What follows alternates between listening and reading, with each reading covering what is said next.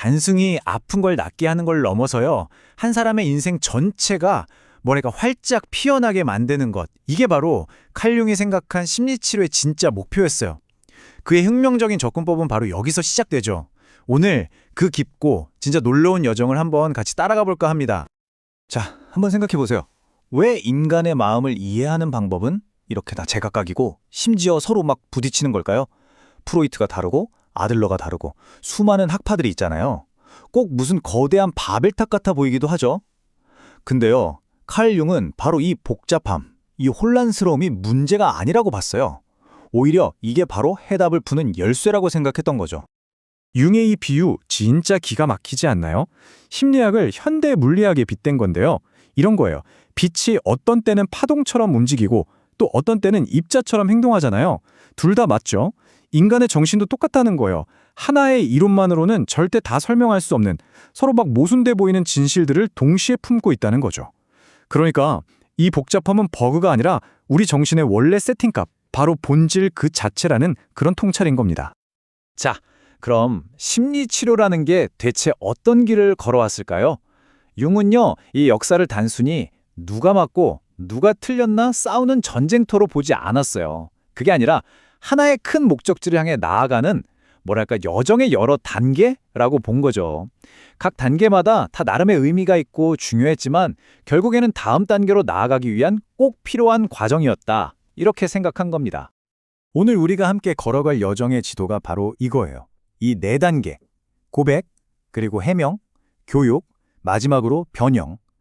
이 순서대로 쭉 따라가다 보면요, 심리치료가 어떻게 인간을 점점 더 깊이 이해하게 됐는지, 그리고 마침내 융이 도달한 그 지점이 과연 어디였는지를 아주 명확하게 보실 수 있을 겁니다.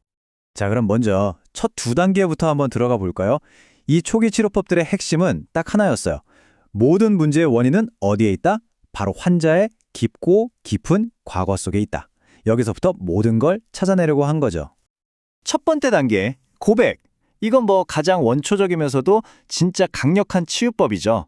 마음속에 꾹꾹 눌러 담아뒀던 비밀. 그거 그냥 누구한테 털어넣는 것만으로도 속이 확 풀리는 경험 다들 해보셨잖아요.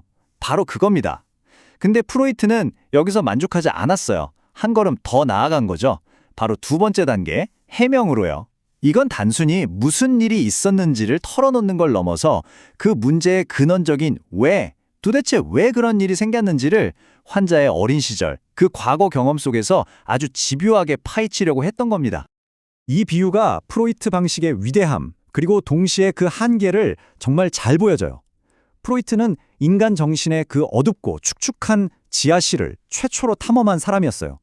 그 점에서는 정말 혁명적이었죠. 하지만 융이 보기에는 그게 집 전체를 설명하는 방법은 아니었다는 거예요. 왜냐하면 인간을 오직 그 어둡고 억압된 욕망, 즉 그림자를 통해서만 설명하려고 했으니까요. 아니, 집이라는 게 어디 지하실만 있나요? 거실도 있고 다락방도 있는데 말이죠. 자, 이제 무대가 바뀝니다. 알프레드 아들러가 문을 연 3번째 단계에서는요, 시선이 완전히 달라져요. 어둡고 깊은 과거의 지하실에서 나와서 환자가 지금 발딛고 서 있는 현재의 사회, 바로 여기로 초점을 옮기게 됩니다. 아들러의 목표는요, 아주 현실적이고 명확했어요. 그게 뭐냐? 바로 사회적 기능의 회복입니다. 열등감을 극복하고 이 사회의 구성원으로서 제 몫을 다하는 정상적인 사람이 되는 것. 그게 바로 치유의 끝이라고 본 거예요. 치료의 관심사가 개인의 깊은 내면에서 사회적 역할로 확 바뀐 아주 극적인 순간이었죠. 근데 바로 여기서 현대인들의 깊은 고민이 시작됩니다. 아들러가 말한 대로 사회에 완벽하게 적응했어요. 남들이 보기엔 정말 모든 걸 다 가졌어요. 성공했고요. 그런데 왜 내 삶은 이렇게 텅 비고 공허하게 느껴지는 걸까요? 융은 이걸 우리 시대의 보편적인 신경증이라고 불렀습니다. 바로 이 질문, 이 풀리지 않는 숙제야말로 융이 자신만의 길을 찾아 떠나게 된 결정적인 계기가 됐던 겁니다. 자, 그리고 드디어 4번째 단계, 바로 융의 독창적인 기여가 등장합니다. 그는 특히 사회적으로 성공하고 뭐 이룰 건 다 이룬 것처럼 보이는 사람들, 특히 인생의 후반기에 접어든 사람들에게 완전히 새로운 차원의 길을 보여주려고 했습니다. 이 대비를 한번 보세요. 이게 핵심을 딱 보여주거든요. 이전까지의 치료가 환자를 어떤 사회적인 기준에 맞춰서 고치고 정상으로 바꾸려는 시도였다면 융의 목표는 완전히 달랐어요. 그게 아니라 환자 안에 이미 씨앗처럼 존재하는 그 사람만의 고유한 잠재력을 온전히 실현시켜서 원래 그 사람이었어야 할 진짜 자기 자신이 되도록 돕는 것. 이게 바로 융이 생각한 치유였습니다. 이게 바로 융 심리학의 심장이라고 할 수 있는 개념, 개성화입니다.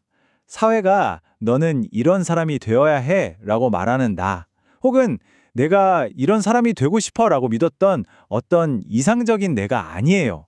그게 아니라 내 안에 처음부터 씨앗처럼 존재했던 본래의 나 자신을 찾아서 하나로 통합해 나가는 평생에 걸친 여정인 거죠. 이게 바로 네 번째 단계, 변형의 궁극적인 목표입니다. 이 말 정말 와닿지 않나요? 개성화라는 길이 얼마나 지극히 개인적인 여정인지를 딱 보여주는 말이에요. 저 사람한테는 완벽하게 잘 맞는 신발이 나한테는 발을 막 조이는 고통스러운 촉새가 될 수 있다는 거죠.